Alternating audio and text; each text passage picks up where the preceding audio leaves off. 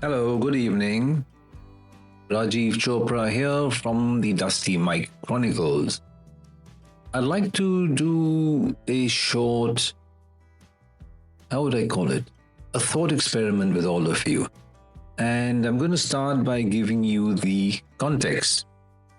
I've been searching for a book by a gentleman called William Bonefeld, and he wrote a science fiction story called Time and Light.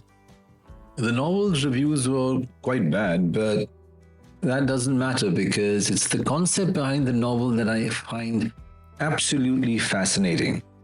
So he set the novel in a post-apocalyptic future, as usual, in a place called Fullerton. And in this place, the rulers keep the people satiated with a pill. And in Fullerton, photographs are prohibited. The central character, Dr. Noreen, discovers a few photographs from the 20th century and explores the world of photographs. He makes the mistake of showing these photographs to a few fellow citizens, and in the end, the rulers or the bureaucrats exact their revenge by having his eyes removed surgically. So no images, no photographs, no sight for the poor hapless Dr. Noreen. The concept of not having images in our life is something that I find very, very hard to conceptualize. But let's kind of explore this topic a little bit further. Now, images, still and moving images, flood our lives. Walk around and you're going to see people with their snouts buried in their phones, obsessively looking at images or watching movies. And there is no doubt that imagery or images have a profound impact on humanity. Images have been integral to humanity for thousands of years. And I also learned that the earliest known cave paintings known to humanity or humans are the red pigment hand stains or hand stencils found in the Liang Metanduno caves on Mula Island in Sulawesi in Indonesia. And I hope I pronounced it well, but these are about 67,000 or 68,000 years old. I won't go into the history of imagery and how the original, humble, simple hand stencils morphed into the world of photography and video, nor will we explore whether photographs always tell the truth or not, and these are questions for another time. I also want to confess again that this topic is new to me, so I am going out on a bit of a limb here. So it's very hard for me to actually conceptualize the deeper implications of a world without images. So for the moment, just for the moment and for simplicity, let's restrict ourselves to photographs. I doubt anyone is going to dispute my assertion that photographs can leave us indifferent or may move us in strange ways. The image of a parent grieving or holding their child's shattered body in a war zone in any part of the world may leave some people full of guilt, full of grief, and it may move others to anger, and it may move others to a malicious glee. Photos of your childhood may make you happy, they may make you nostalgic, and they also might evoke sadness.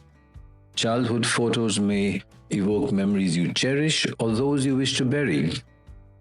The image of a beautiful landscape or a tourist destination may prompt a desire to visit the place. And when your friends return from a vacation, they will share their photographs with you.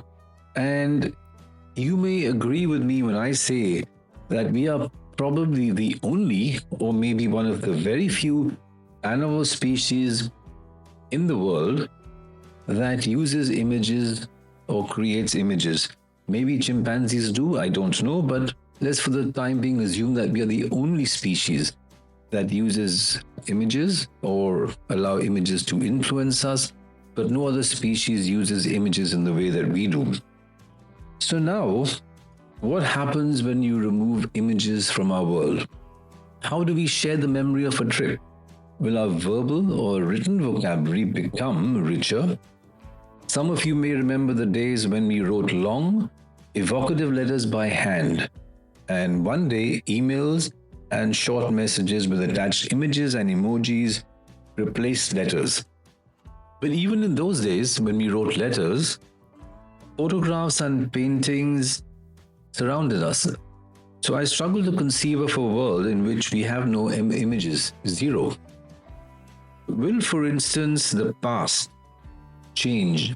And what happens if the past is not a gallery to be viewed, but a story to be told and retold?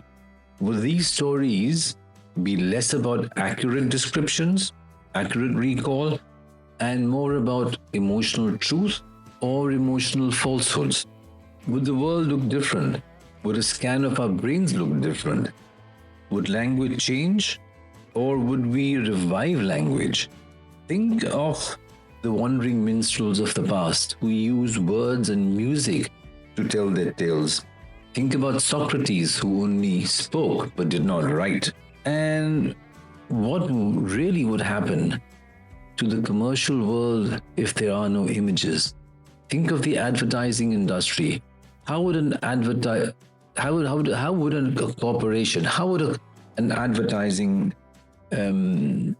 company market their products? How would they describe what the product is? How would they describe the shape? How would they describe the graphics? Would they be able to use models? What would they do? And what would replace the world of commercial advertising if there were no images? How would we describe the stars? How would we describe the moon?